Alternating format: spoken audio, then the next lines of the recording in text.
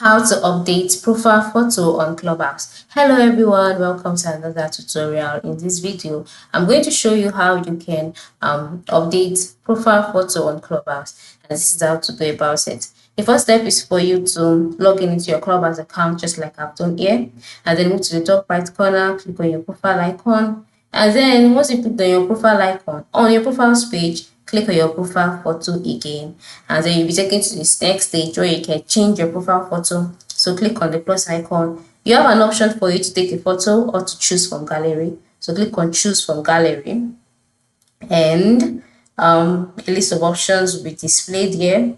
So you can just go ahead to select the photo that you would like to use. Ensure it's a clear photo of you.